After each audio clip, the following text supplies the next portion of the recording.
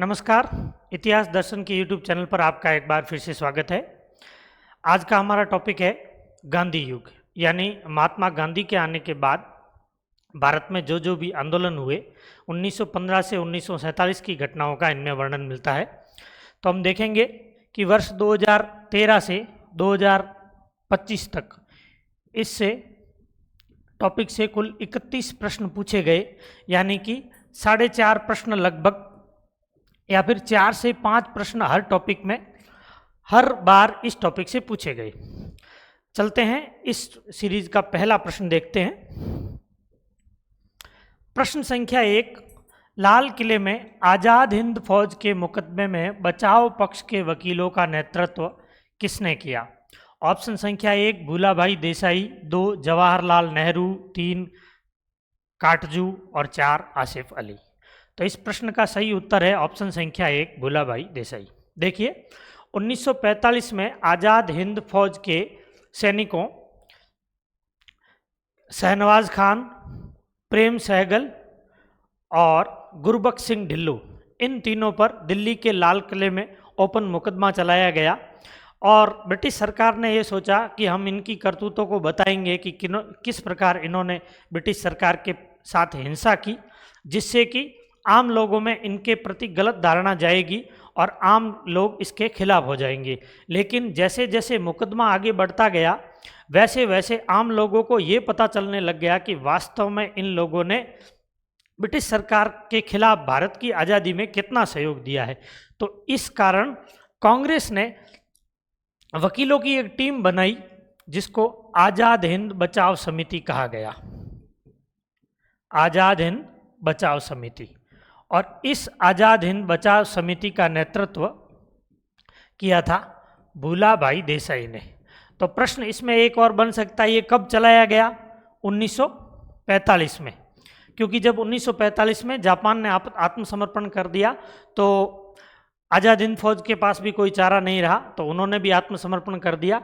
उन पर ये बाद में इनको मृत्युदंड दिया गया, लेकिन जनमानस को देखते हुए वायसराय ने इस मृत्युदंड के फैसले को भी पलट दिया। आगे चलते हैं।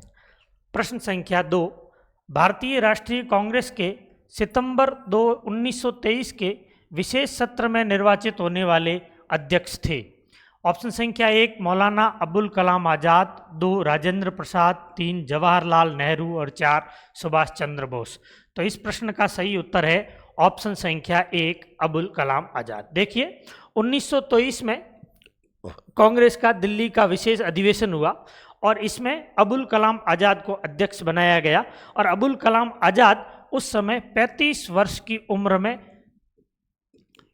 अध्यक्ष बनाए गए। इस प्रकार कांग्रेस के सबसे कम उम्र के अध्यक्ष, कांग्रेस के सबसे कम उम्र के अध्यक्ष ये आपके अबुल कलाम आज़ाद है।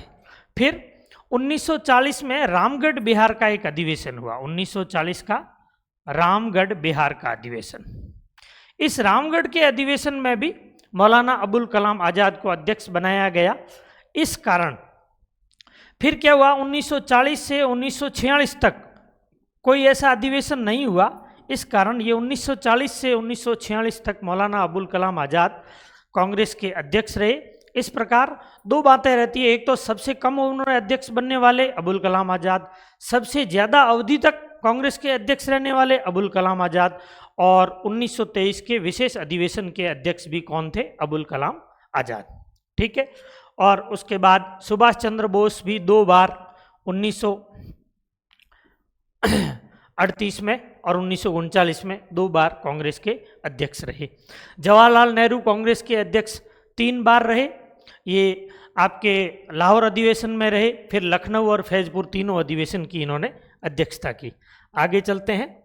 प्रश्न संख्या 3, रियासतों के भारतीय संघ के विलय की प्रक्रिया में इनमें से किस रियासत को गलत सुमेलित किया है? यानी कि ये जो रियासत और उनके क्षेत्र को गलत बताना है कि इनमें से कौन है। ऑप्शन 1 मयूरभंज काठियावाड़, 2 कोल्हापुर बम्बई, 3 टिहरी गढ़वाल उत्तर प्रदेश, 4 कोचीन, ट्रावणकोर और 5 अनुत्तरित प्रश्न। तो इस प्रश्न का सही उत्तर है ऑप्शन संख्या 1 मयूरभंज। देखो मयूरभंज जो है ये मयूरभंज है उड़ीसा में स्थित। कहाँ है? उड़ीसा में स्थित। जबकि काठियावाड़ गुजरात क्षेत्र का हिस्सा है। किस क्षेत्र का हिस्सा है? गुजरात क्षेत्र का हिस्सा है। तो आगे चलते हैं। इस प्रश्न का सही उत्तर हो गया। अब देखिए ये बहुत इंपॉर्टेंट प्रश्न है क्योंकि हर बार यूजीसी नेट में भी इस प्रकार के प्रश्न पूछे गए हैं। महात्मा गांधी से जुड़े सत्याग्रह आंदोलनों को नीचे दिए गए कोड के अनुसार कालानुक्रम से व्यवस्थित कीजिए। तो पहला है रोलट एक्ट। तो रोलट एक्ट के खिलाफ आंदोलन हुआ आपके 1919 में। दूसरा है खेड़ा सत्याग्रह। खेड़ा सत्याग्रह गांधी जी पहुंचे 22 मार्च 1918 को। खेड़ा सत्याग्रह में कब आए? 22 मार्च 1918 को। चंपारण सत्याग्रह 1917 में। और अहमदाबाद सत्याग्रह ये आपके हो गया 15 मार्च 1918। इस हिसाब से इसका सही उत्तर होना चाहिए पहला ऑप्शन संख्या 3, फिर दूसरा ऑप्शन संख्या 4, फिर आपके बाद अहमदाबाद के बाद खेड़ा ऑप्शन संख्या 2 और खेड़ा के बाद रोलट ऑप्शन संख्या 1। देखिए ये ऑप्शन इस प्रश्न में कहीं दिया हुआ नहीं है और आरपीएससी ने इसका ऑप्शन माना है ऑप्शन संख्या 3, 3, 2, 4, 1, जबकि वास्तविक में होना चाहिए 3, 4, 2, 1। ठीक है, अब अपन चले बात करते हैं अहमदाबाद सत्याग्रह। सबसे पहले अपन बात करेंगे चंपारण सत्याग्रह। देखिए चंपारण में नील की खेती करने वाले किसानों को अपनी पूरी जो जमीन है उस जमीन के 3 बटे भाग पर नील की खेती करना आवश्यक थी और उससे जो उत्पादन होता था वो उत्पादन उनके जो यूरोपीय जमींदार थे, इनको नीलहे कहा जाता था, उनको देना होता था। इनके खिलाफ 1917 में अप्रैल 1917 में राजकुमार शुक्ल के नेतृत्व में चंपारण के किसानों ने आंदोलन किया। और इससे पहले लखनऊ अधिवेशन हुआ 1916 में। उस लखनऊ अधिवेशन की अध्यक्षता की थी अंबिकाचरण मजूमदार ने। इस अधिवेशन में गांधी जी भी गए और इधर बिहार से राजकुमार शुक्ल भी गए। तो राजकुमार शुक्ल ने इन नील उत्पादकों की पीड़ा जो है, नील किसानों की पीड़ा गांधी जी को बताई और गांधी जी को चंपारण किसान आंदोलन के लिए आमंत्रित किया। तो राजकुमार शुक्ल के बुलावे पर अप्रैल 1917 में गांधी जी चंपारण पहुंचे और चंपारण किसान आंदोलन का नेतृत्व अपने हाथ में लिया। ये भारत में गांधी जी का पहला आंदोलन था। एनजी रंगा ने इसका विरोध भी किया था। फिर बाद में उस समय बिहार के गवर्नर थे, बिहार और उड़ीसा के गवर्नर थे गेटे। उन गेटे ने एक आयोग बनाया, फ्रैंक स्लाई आयोग, और इस फ्रैंक स्लाई आयोग की रिपोर्ट के आधार पर चंपारण कृषि अधिनियम पारित किया गया आपके 1918 में। तो इस चंपारण कृषि अधिनियम के द्वारा चंपारण के लोगों को आपके सहूलियत दे दी गई और किसानों को रियायत दे दी गई। उसके बाद हुआ अहमदाबाद मिल मजदूर संगठन, मिल मजदूर आंदोलन। अहमदाबाद के मिल मजदूरों को उन्होंने 35% प्लेग बोनस की मांग को लेकर के आंदोलन किया और गांधी जी को आमंत्रित किया। गांधी जी ने 15 मार्च 1947 को 15 मार्च 1918 को, कब? 15 मार्च 1918 को भूख हड़ताल की, जो गांधी जी की भारत में पहली भूख हड़ताल मानी जाती है। और 15 से 18 मार्च तक गांधी जी ने भूख हड़ताल की और जब गांधी जी ने भूख हड़ताल की तो एनी बेसेंट ने मिल मालिकों से संपर्क किया और कहा कि राष्ट्र के नाम पर मान जाओ और गांधी जी को बचा लो। तो फिर क्या हो गया, एक व्यक्ति थे ध्रुव, ये गुजरात कॉलेज में प्रिंसिपल थे ध्रुव, इनकी मध्यस्थता से मिल मालिकों और गांधी जी के बीच क्या हो गया, समझौता, और ये ध्रुव समिति बनाई गई जिसमें गांधी जी भी शामिल किए गए और ध्रुव समिति की रिपोर्ट के आधार पर इन अहमदाबाद के मिल मजदूरों को आपके 35% बोनस दे दिया गया। तो सबसे पहले आंदोलन आपके हो गया चंपारण, फिर अहमदाबाद। इसके बाद इंदुलाल याज्ञिक के कहने पर गांधी जी को आमंत्रित किया गया खेड़ा के किसानों में। खेड़ा में क्या हुआ, अकाल पड़ रहा था, लेकिन अकाल के बावजूद, अकाल और फ्लैग की मार के बावजूद किसानों से जबरन लगान वसूल किया जा रहा था। तो जबरन लगान वसूल करने के कारण गांधी जी को आमंत्रित किया गया और 22 मार्च 1918 को गांधी जी ने इस आंदोलन का नेतृत्व किया और इसके बाद भी ये आंदोलन भी आपके सफल हो गया और उसके बाद रोलट एक्ट का आंदोलन हुआ। तो इस प्रकार इस प्रश्न का सही उत्तर हो गया ऑप्शन संख्या 3। आगे चलते हैं, प्रश्न संख्या 5।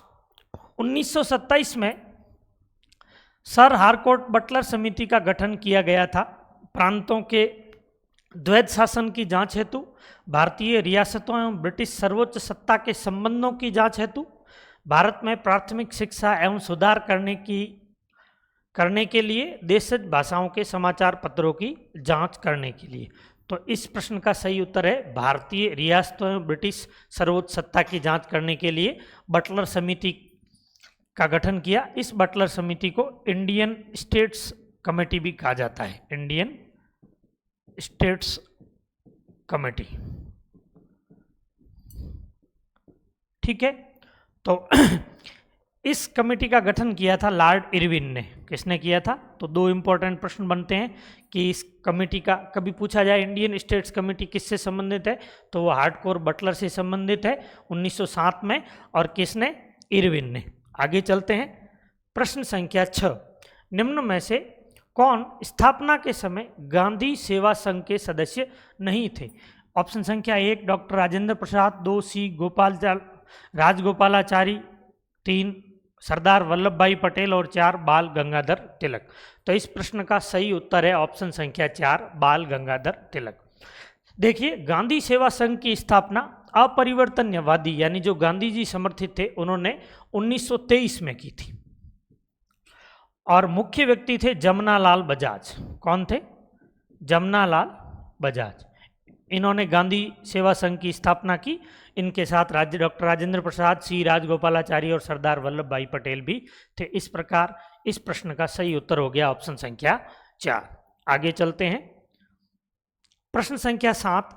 सर्वेंट्स ऑफ पीपल सोसाइटी की स्थापना किसने की? ऑप्शन संख्या 1 तिलक, 2 विपिन चंद्र पाल, 3 लाला लाजपत राय और 4 लाला हरदयाल। तो इस प्रश्न का सही उत्तर है ऑप्शन संख्या 3 लाला लाजपत राय। देखिए, लाला लाजपत राय ने लाहौर में 1921 में सर्वेंट्स ऑफ पीपल सोसाइटी की स्थापना लाला लाजपत राय ने 1921 में कहाँ की? लाहौर में। और इनका एक मुख्य पत्र आता था जिसका नाम था पीपल्स। ये शुरू हुआ था आपके लाहौर से 1925 में। और एक इंपॉर्टेंट और सोसाइटी है servant of India society, Bharat सेवक समाज। उसकी स्थापना आपकी की थी 1905 में गोपाल कृष्ण गोखले ने। किसने की थी? गोपाल कृष्ण गोखले। और ये गोपाल कृष्ण गोखले कौन थे? गांधी जी के भारत में राजनीतिक गुरु। तो servants of India society Gopal Krishna Gokhale और सर्वेंट ऑफ पीपल सोसाइटी वो आपके हो जाएगी लाला लाजपत राय। आगे चलते हैं, प्रश्न संख्या 13। जलियांवाला बाग हत्याकांड के विरोध में वायसराय की एग्जीक्यूटिव काउंसिल से इस्तीफा देने वाले व्यक्ति थे 1 रविंद्रनाथ टैगोर, 2 मजरुल हक, 3 सर शंकरन नायर, 4 मदन मोहन मालवीय। तो इस प्रश्न का सही उत्तर है ऑप्शन संख्या 3 सर शंकरन नायर। 13 अप्रैल 1919 को अमृतसर के जलियांवाला बाग में निहत्थे और शांतिपूर्ण आंदोलन कर रहे व्यक्तियों पर जनरल डायर ने गोलियां चलाई और कहते हैं सरकारी आंकड़ों के अनुसार 379 लोग मारे गए, लेकिन कहा जाता है कि 1000 से अधिक भी लोग इस आंदोलन पे, इस जलियांवाला बाग हत्याकांड में मारे गए। तो इस प्रकार उसके बाद सर शंकरन नायर ने इस जलियांवाला बाग हत्याकांड के बाद अपने उस समय केंद्रीय विधानसभा में थे। देखिए, ये सर शंकर नायर जो थे ये ब्रिटिश सरकार के समर्थक थे। हालांकि इससे पहले रोलट एक्ट आया था। रोलट एक्ट ने क्या कहा? रॉलेट एक्ट ने कहा कि भाई किसी भी भारतीय को बिना किसी भी दलील, वकील, अपील के कहीं भी संदेह के आधार पर गिरफ्तार कर देंगे। तो इस जब ये एक्ट आया उस समय सबने, भारतीयों ने इसका विरोध किया था। केवल सर शंकर नायर ऐसे व्यक्ति थे जिन्होंने रॉलेट एक्ट का जो है केंद्रीय विधानसभा में क्या किया था, सपोर्ट किया था। लेकिन इसके बाद जैसे ही ये जलियांवाला बाग हत्याकांड हुआ तो इन्होंने अंग्रेजों का विरोध करते हुए केंद्रीय विधानसभा से अपना इस्तीफा दे दिया था। आगे चलते हैं। प्रश्न संख्या 9, रजाकार निम्नलिखित में से किस राज्य के भारत में विलय में मुख्य बाधा बने? ऑप्शन 1 ट्रावनकोर, 2 मैसूर, 3 हैदराबाद, 4 जूनागढ़ और 5 हैदराबाद। इस प्रश्न का सही उत्तर है ऑप्शन संख्या 3 हैदराबाद। देखिए, जब भारत आज़ाद हुआ उस समय हैदराबाद रियासत में उस्मान अली खान हैदराबाद के निजाम थे।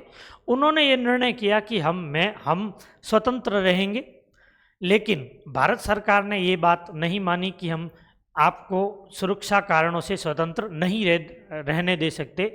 इसलिए भारत सरकार और उस्मान अली खान के बीच स्टैंड स्टिल समझौता हुआ, यानी यथास्थिति का समझौता हुआ। इस समय इनके एक समर्थक थे मोहम्मद कासिम रिजवी। इन कासिम रिजवी ने रजाकारों का यानी एक निजी मिलिट्री मिलिशिया का गठन किया, जिससे कि जो निजाम का विरोध कर रहे हैं उनको दबाया जा सके।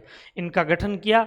इधर तो भारत के साथ तो उन्होंने स्टैंड स्टिल समझौता कर रखा था, लेकिन पाकिस्तान को उस समय 20 करोड़ दिए और कहा कि बम वर्षक विमान हमको चाहिए जो हमारी सुरक्षा के लिए।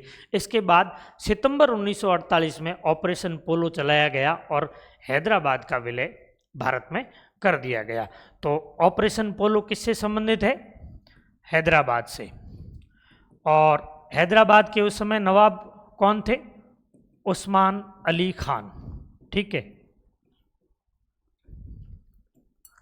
और रजाकार, ये जो रजाकार है ये भी संबंधित है आपके हैदराबाद से। तो इस प्रश्न का सही उत्तर है ऑप्शन संख्या 3 हैदराबाद। आगे चलते हैं। प्रश्न संख्या 10, तमिलनाडु में सी राजगोपालाचारी ने किस स्थान पर नमक कानून तोड़ा था? ऑप्शन संख्या 1 तंजौर, 2 मद्रास, 3 रामेश्वरम, 4 मदुरई और 5 अनुत्तरित प्रश्न। तो इस प्रश्न का सही उत्तर है ऑप्शन संख्या 1 तंजौर। देखिए, तमिलनाडु में त्रिचनापल्ली से लेकर वेदारण्यम तट तक नमक यात्रा निकाली थी सी राजगोपालाचारी ने, और ये दक्षिण भारत के एक प्रमुख नेता थे। 1936 के प्रांतीय चुनावों के बाद इनको मद्रास का प्रधानमंत्री भी बनाया गया था।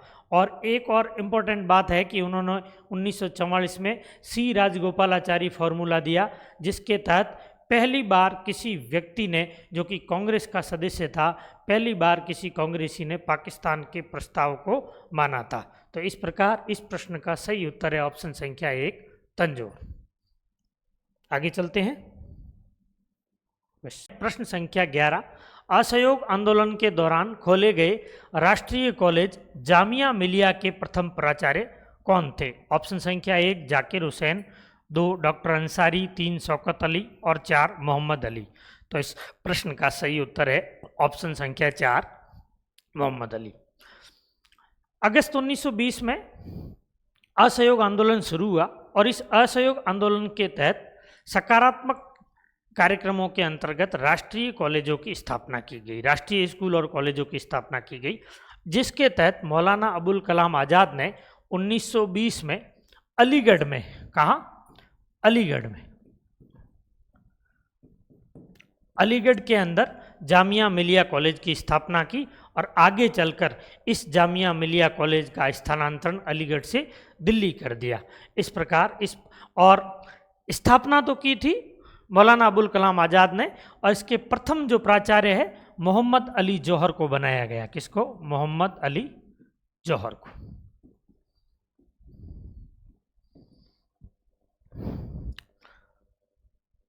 आगे चलते हैं।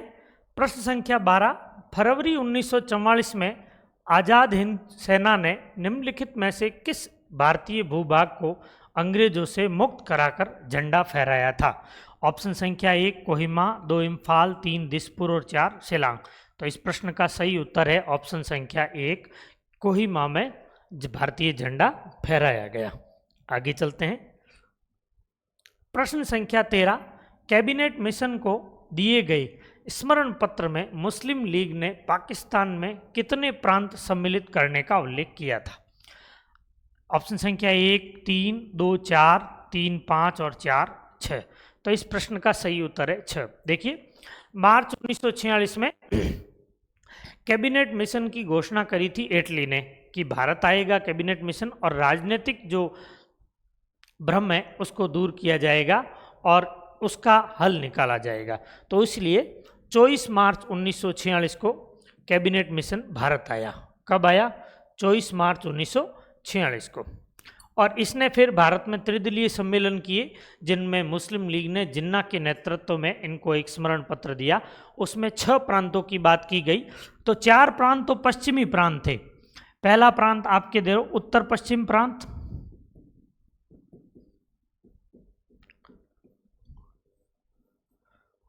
दूसरा प्रांत उसके नीचे पश्चिमी पंजाब,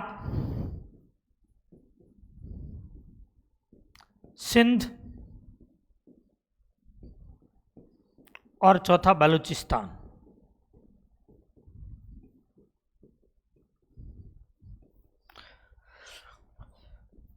और पूर्वी भाग में 2 प्रांत बताया, एक तो पूर्वी बंगाल और दूसरा असम के सिलहट का क्षेत्र जहां मुस्लिम बाहुल्य थे। प्रश्न पूछा जाए कि कौन से 6 स्टेट थे, राज्य, जिनको मिलाकर के पाकिस्तान बनाने का प्रस्ताव स्मरण पत्र के रूप में गांधी जी ने जिन्ना ने कैबिनेट मिशन को दिया, लेकिन कैबिनेट मिशन ने इसको अस्वीकार कर लिया। तो ऑप्शन संख्या 3, 1938 में गठित राष्ट्रीय नियोजित समिति का अध्यक्ष कौन था? ऑप्शन संख्या 1 जवाहरलाल नेहरू, 2 सुभाष चंद्र बोस और 3 राजेंद्र प्रसाद। चौथा ऑप्शन नहीं है। तो इस प्रश्न का सही उत्तर है ऑप्शन संख्या 1 जवाहरलाल नेहरू। 1938 में कांग्रेस का हरिपुरा अधिवेशन हुआ और इस हरिपुरा अधिवेशन के अध्यक्ष बनाए गए डॉक्टर सुभाष चंद्र बोस। और इन सुभाष चंद्र बोस ने जवाहरलाल नेहरू के नेतृत्व में 1938 में 15 सदस्यीय एक राष्ट्रीय नियोजन समिति का गठन किया था। अभी बीपीएससी के एग्जाम में एक प्रश्न आया था कि ये राष्ट्रीय नियोजन समिति बनाने का सुझाव किसने दिया था? तो राष्ट्रीय नियोजन समिति बनाने का सुझाव दिया था मेघनाद साहा ने। किसने दिया था? मेघनाद साहा ने। तो इस प्रश्न का सही उत्तर हो गया ऑप्शन संख्या 1 जवाहरलाल नेहरू। सदस्य कितने थे? 15। बनाई किसने थी? सुभाष चंद्र बोस ने। और किसके सलाह पर? मेघनाद साहा के। आगे चलते हैं। प्रश्न संख्या 20, किस अवसर पर गांधी जी ने केसर-ए-हिंद की उपाधि त्याग दी? ऑप्शन संख्या 1 असहयोग आंदोलन, 2 सविनय अवज्ञा आंदोलन, 3 भारत छोड़ो आंदोलन और 4 सूरत फूट। तो इस प्रश्न का सही उत्तर हो गया ऑप्शन संख्या 1 असहयोग आंदोलन। ठीक है, अगस्त 1920 में असहयोग आंदोलन प्रारंभ हुआ और इस असहयोग आंदोलन के तहत 2 तरह की बातें कही गई। एक तो सकारात्मक कार्यक्रम था जिसके तहत राष्ट्रीय कॉलेजों की स्थापना की गई, और दूसरा था नकारात्मक, जिसके तहत उपाधियां लौटाई गई और अंग्रेजी स्कूल कॉलेज इनका बहिष्कार किया गया। तो इसके तहत गांधी जी ने केसर-ए-हिंद पदक को वापस दे दिया। देखिए, 1915 में लॉर्ड हार्डिंग सेकंड ने गांधी जी को केसर-ए-हिंद की उपाधि दी थी, और इस उपाधि को इसके अलावा गांधी जी ने इस समय बोअर पदक, जुलू पदक ये भी लौटा दिए। जब गांधी जी दक्षिण अफ्रीका में थे तो उस समय बोअर युद्ध हुए। उस युद्ध में इन्होंने क्या किया? घायल सैनिकों की सहायता के लिए चिकित्सा में काम किया, एम्बुलेंसों का प्रबंध किया और उनकी सेवा की। इस कारण उनको बोअर और जुलू पदक दिए गए थे। तो बोअर पदक, जुलू पदक और केसर-ए-हिंद ये तीनों उपाधियां जो है असहयोग आंदोलन के समय वापस कर दी गई। किसके द्वारा? गांधी जी के द्वारा। आगे चलते हैं। प्रश्न संख्या 16, सूची 1 को सूची 2 से सुमेलित कीजिए और सूची के नीचे दिए गए कूट का उपयोग करते हुए सही उत्तर का चयन कीजिए। ये इंपॉर्टेंट किताबें हैं, बार बार पूछी जाती है। तो पहला है B.R. अम्बेडकर ने किताब लिखी पाकिस्तान और the partition of India. Rajendra Prasad ने पुस्तक लिखी इंडिया डिवाइडेड। और मौलाना अबुल कलाम आज़ाद ने लिखी इंडिया विंस फ्रीडम। और सुभाष चंद्र बोस की इंपॉर्टेंट पुस्तक है एन इंडियन पिलग्रिम।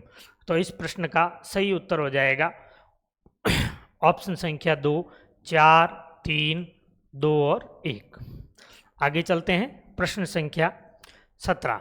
4 जुलाई 1943 को रास बिहारी बोस ने पूर्वी एशिया में इंडियन नेशनल आर्मी का नेतृत्व सुभाष चंद्र बोस को सौंप दिया था। कहाँ? सिंगापुर में। ठीक है, आगे चलते हैं प्रश्न संख्या 18।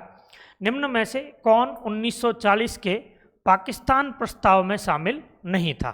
1 सिकंदर हयात खान, 2 मोहम्मद इकबाल, 3 फजलुल हक और 4 फजलुल हक।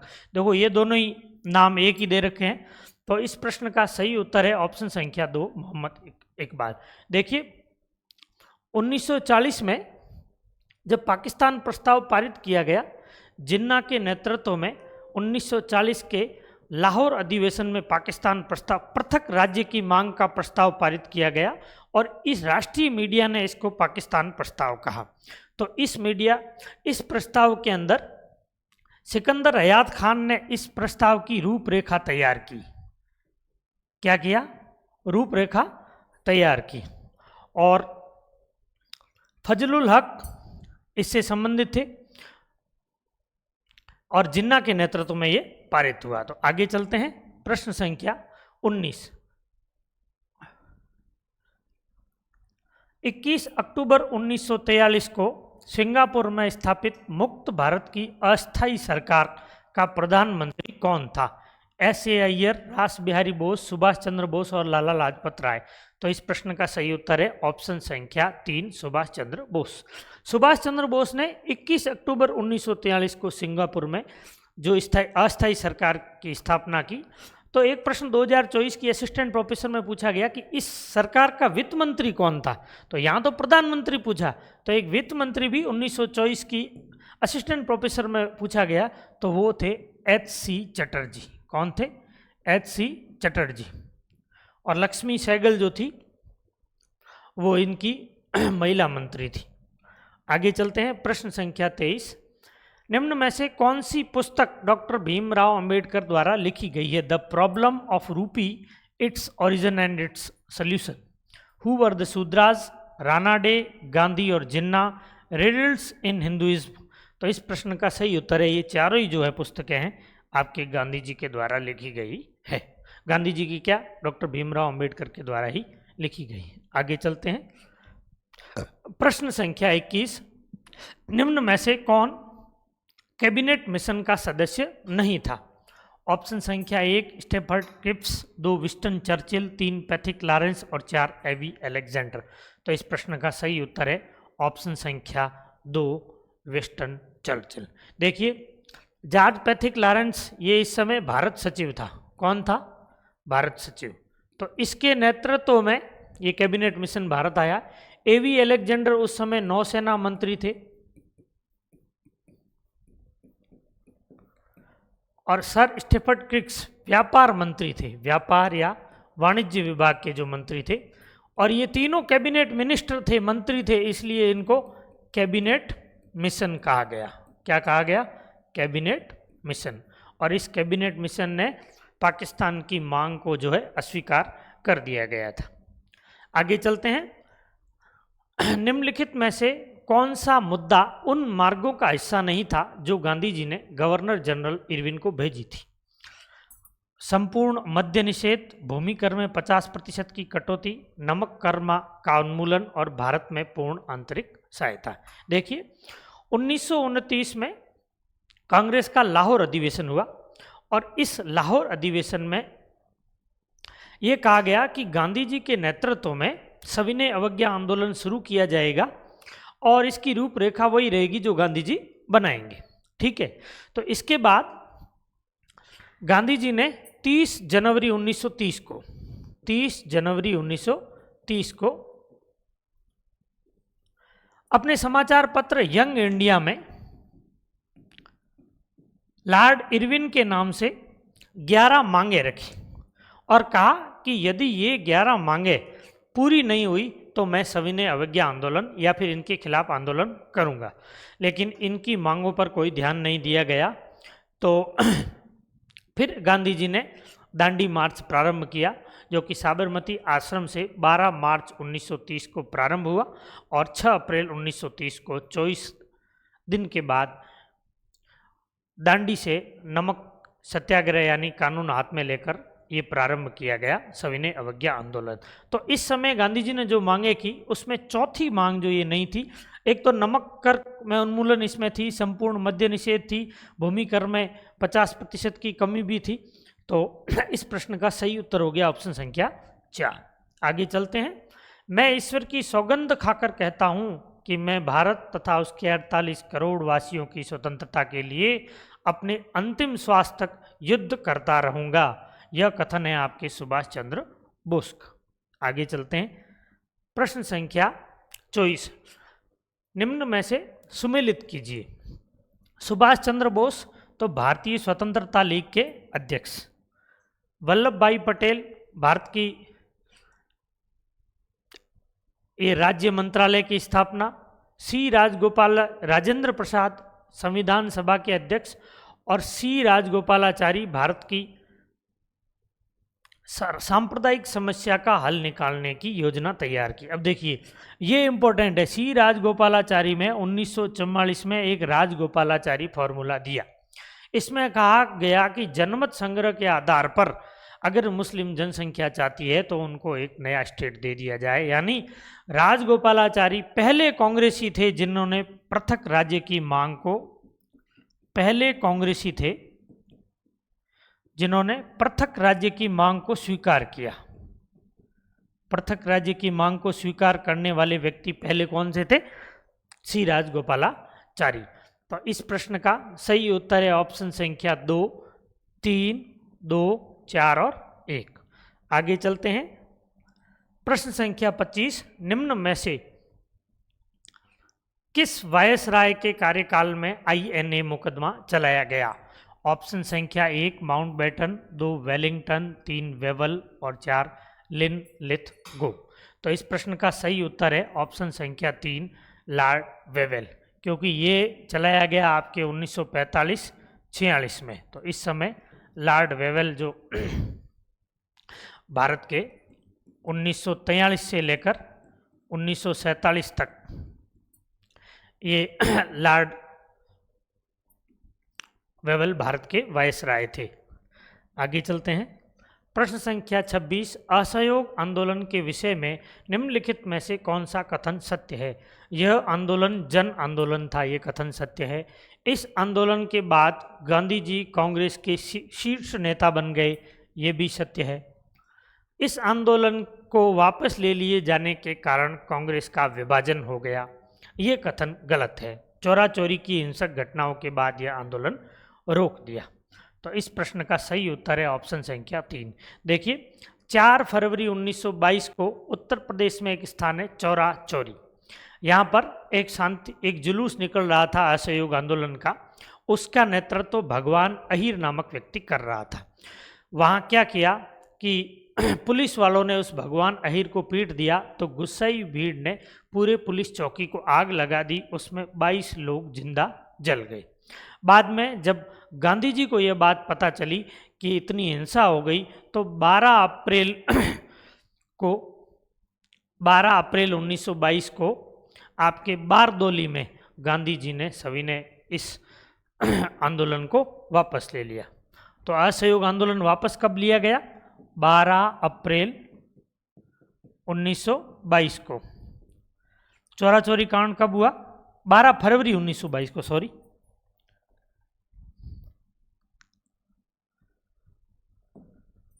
12 फरवरी 1922 को, और ये 4 फरवरी 1922 को,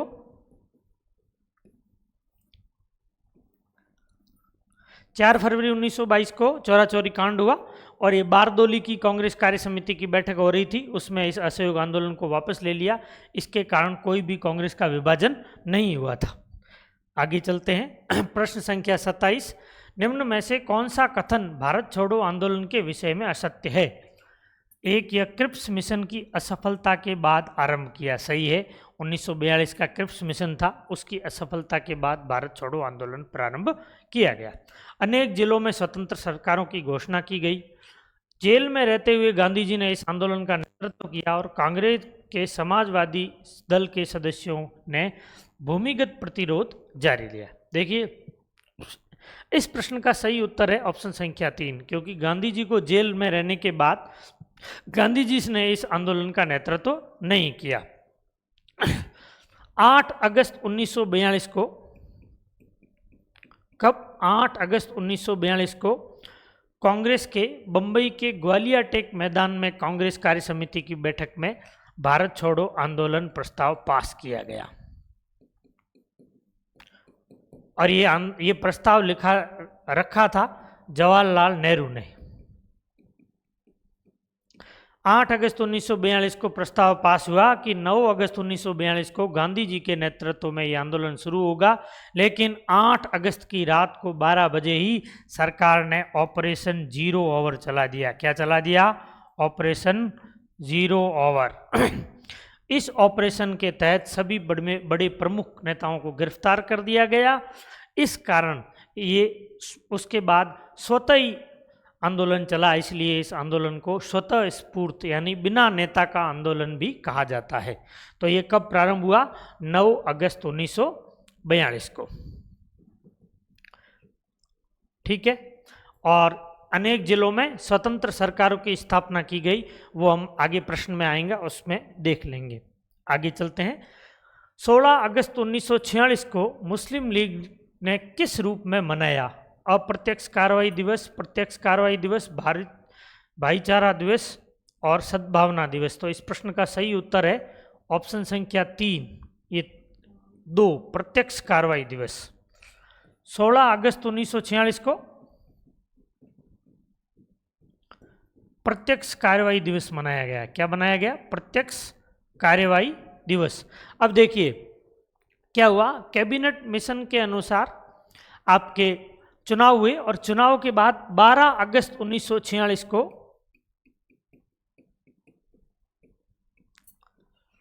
वायसराय ने जवाहरलाल नेहरू को अंतरिम सरकार बनाने के लिए आमंत्रित किया। इसके विरोध में 16 अगस्त 1946 को सीधी कार्रवाई दिवस का आयोजन किया गया, जिसके तहत बंगाल में हिंदू मुस्लिम दंगे हुए और पाकिस्तान की मांग को लेकर के मुस्लिम लीग ने प्रत्यक्ष कार्रवाई दिवस मनाया था। आगे चलते हैं। प्रश्न संख्या 29, भारत छोड़ो आंदोलन के दौरान देश के कुछ भागों में समानांतर सरकारों की स्थापना हुई। ऐसी पहली सरकार कहाँ स्थापित हुई? 1 तामलुक में, 2 बलिया में, 3 सतारा में और 4 राजमहल। तो इस प्रश्न का सही उत्तर है बलिया में। बलिया एक जगह है उत्तर प्रदेश में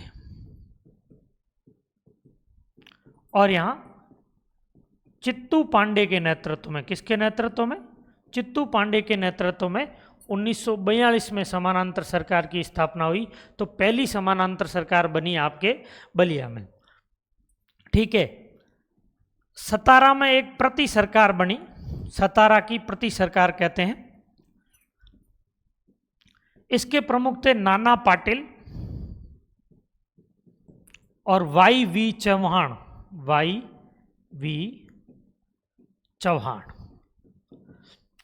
ये 1943 से 1945 तक सर्वाधिक समय की तक रही समानांतर सरकार है। पूछा जाए सबसे पहली समानांतर सरकार तो बलिया उत्तर प्रदेश में किसके नेतृत्व में?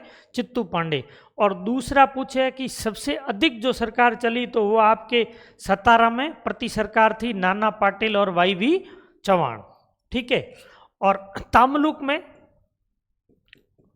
जातीय सरकार बनाई गई। तामलुक की जातीय सरकार के नेता थे सतीश सामंत। कौन थे? सतीश सामंत।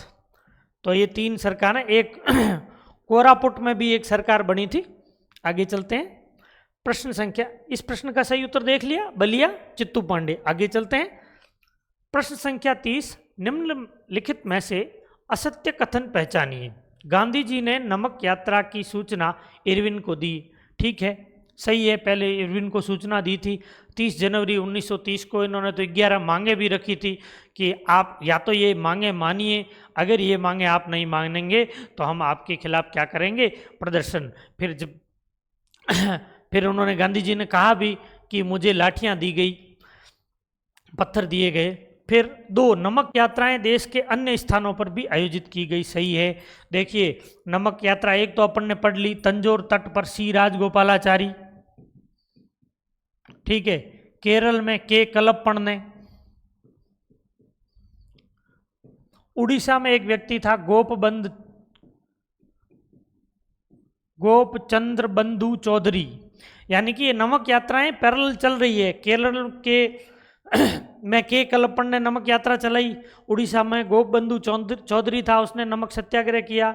सी राजगोपालाचारी ने त्रिचनापल्ली से वेदारण्यम तक चलाई थी। तो ये भी सही है। गांधी जी ने अपनी नमक यात्रा 12 मार्च 1930 को आरंभ की। ये सही है। 12 मार्च 1930 से 6 अप्रैल 1930 तक। कब तक? 6 अप्रैल 1930 तक ये यात्रा चली। अब देखिए, गांधी जी ने नमक यात्रा दांडी से आरंभ की। ये प्रश्न, ये उत्तर एकदम सही है, क्योंकि ये गलत है। गांधी जी ने दांडी यात्रा आरंभ की। ये दांडी यात्रा थी, लेकिन दांडी से आरंभ नहीं हुई। आरंभ कहां से हुई? साबरमती से। साबरमती से दांडी तक। दांडी गुजरात के नवसारी में स्थित है और साबरमती जो है अहमदाबाद में स्थित है। कितने अनुयायियों के साथ? 78 अनुयायी। 78 अनुयायी और एक गांधी जी स्वयं। ठीक है, इसमें कोई और ये नमक यात्रा जो है वो आपके थी दांडी तक थी, दांडी से आरंभ नहीं हुई। आरंभ हुई थी साबरमती से। कहां से? साबरमती से। ठीक है, तो इस प्रश्न का सही उत्तर हो गया ऑप्शन संख्या 4। आगे चलते हैं। प्रश्न संख्या 31, संविधान सभा में उद्देश्य प्रस्ताव किसने प्रस्तुत किया था? ऑप्शन संख्या 1 के मुंशी ने, 2 BN राव ने, 3 JL नेहरू ने और 4 BR अम्बेडकर ने। तो इस प्रश्न का सही उत्तर है ऑप्शन संख्या 2 JL नेहरू। इस प्रकार आज की ये सीरीज समाप्त हुई और हमने लगभग सारा आधुनिक भारत निपटा दिया है। अब विश्व इतिहास की कुछ क्लासें बची है, उसके साथ ये सीरीज पूरी हो जाएगी। धन्यवाद, आपने इस सीरीज को इतना प्रेम दिया। केवल 20-25 ही वीडियो में आप जितना प्रेम दे रहे हैं उतना बड़े बड़े चैनल्स को नहीं मिल रहा है। इसलिए आपसे पुनः निवेदन है, इस YouTube चैनल को सब्सक्राइब कीजिए, शेयर कीजिए और अपने मित्रों के साथ कमेंट जरूर कीजिए। आपके कमेंट और लाइक हमको अलग काम करने की प्रेरणा देते हैं। जय हिंद, धन्यवाद। पड़ता है तंजौर में। ठीक है, तो यहाँ सी राजगोपालाचारी ने नमक कानून तोड़ा था तंजौर तट पर। आगे चलते हैं। प्रश्न